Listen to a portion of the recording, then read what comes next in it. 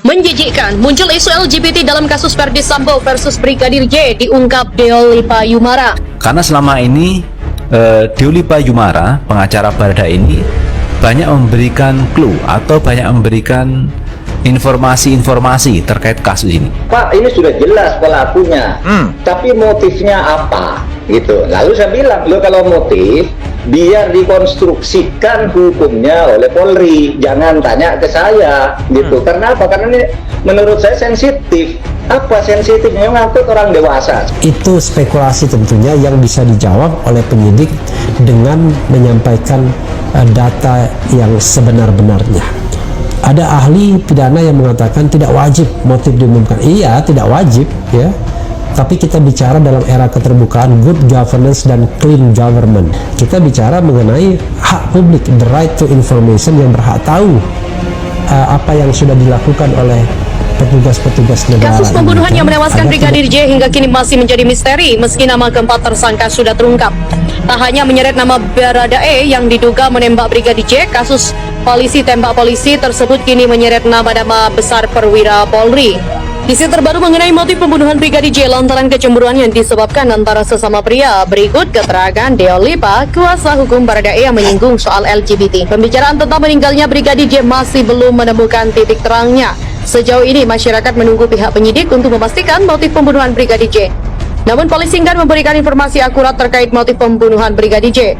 Menko Polhukam Mahfud MD mengatakan motif pembunuhan Brigadir J hanya boleh diketahui oleh orang dewasa. Tidak ada kepastian tentang kasus Brigadir J sampai 4 tersangka diidentifikasi termasuk 31 personel Polri. Hal ini menimbulkan banyak pertanyaan dari masyarakat umum tentang penyebab pembunuhan yang dilakukan terhadap Brigadir J. Sejauh ini tersiar kabar bahwa Irjen Ferdy Sambo memiliki hubungan khusus dengan wanita lain, yaitu seorang polwan seperti yang dibeberkan oleh Kamarudin Simanjuntak, pengacara keluarga Brigadir J. Namun kini beredar desas-desus bahwa motif pembunuhan Brigadir J adalah kecemburuan antar laki-laki. Isu LGBT ini muncul dalam cuplikan wawancara mantan pengacara Baradae, Deolipa Yumara, di TV One yang diunggah oleh akun TikTok @holtemonte84. Ya, kita setelah terima perasaan ya, untung saja saya sama dia. Baradae bukan LGBT, bukan cowok sama cowok, ya kan? Makanya saya nggak jatuh cinta sama siapa ini Baradae, kata Deolipa. Alasan pernyataan publik Deolipa menarik perhatian netizen adalah karena mereka penasaran dengan motif sebenarnya di balik diskusi Brigadir J tentang masalah LGBT. Namun Deolipa tidak menjelaskan secara detail siapa yang dimaksud memiliki perasaan antara pria itu. Namun hingga saat ini Barreskrim Polri belum memberikan klarifikasi resmi mengenai motif yang melatar belakangi pembunuhan Brigadir J. Menko Polhukam Mahfud MD menjadi salah satu petinggi yang hingga kini masih terus bersuara terkait kasus kematian Brigadir J. Mahfud MD juga beberapa kali membocorkan fakta baru dari skenario yang dibuat oleh Ferdy Sambo. Mahfud MD juga memang tak terang-terangan mengiliti kasus yang mencoreng citra kepolisian ini. Namun ia sedikit memberikan angin segar kepada masyarakat. Memang, kasus kematian Brigadir J ini terus dipantau oleh masyarakat Indonesia agar tak ada lagi yang ditutup-tutupi oleh kepolisian dan juga pihak yang bersangkutan. Saat menjadi bintang tamu dalam podcast dari Corbusier pada Jumat 12 Agustus, Mahfud MD sedikit mengulik skenario mantan Kadifropam Irjen Ferdy Sambo. Mulanya ia mengungkapkan dugaan adanya jebakan psikologi oleh Ferdy Sambo guna mendukung skenario tembak-menembak yang sudah dirancang. Mahfud mengatakan jika Ferdy Sambo sengaja melakukan hal itu untuk upaya prakondisi yang membuat dirinya terkesan sebagai orang yang teraniaya, Ferdy Sambo juga merasa menjadi pihak yang dirugikan karena istrinya dilecehkan menurut skenario awal. Satu ke Kompolnas, hari Senin Kompolnas diundang Ferdy Sambo ke kantornya. Hanya untuk apa? Hanya untuk nangis-nangis di depan Kompolnas. Saya, Ferdy Sambo teraniaya. Kalau saya sendiri ada di situ, saya tembak habis dia, katanya begitu. Demikian kata Mahfud MD. Kemudian dijelaskan Mahfud MD, Ferdy tak hanya mendatangi Kompolnas, namun ada beberapa pihak lain. Ada beberapa anggota DPR yang juga dihubungi Ferdy Sambo, namun saat dikonfirmasi tak bisa dihubungi.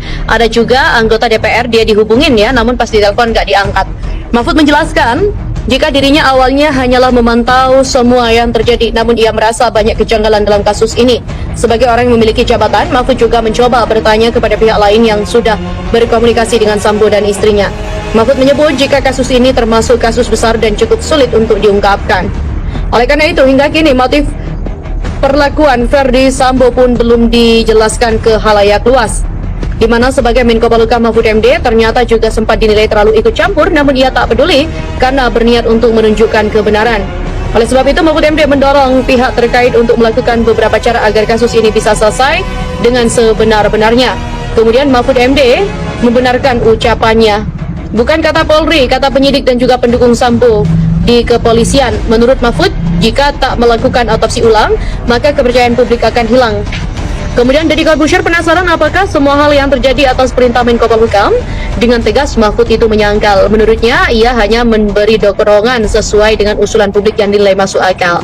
Dijelaskan oleh Mahfud MD, jika masih banyak pihak yang ingin menutupi kasus ini sebab takut namanya ikut terseret. Deddy pun penasaran dengan nama-nama yang akan ikut terseret dalam kasus ini.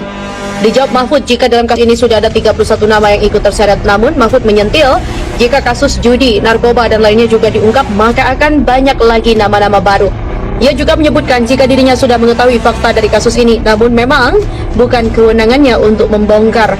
Lebih lanjut, dia juga menyebutkan jika laporan pelecehan seksual yang dialami Putri Chandrawati sudah dicabut.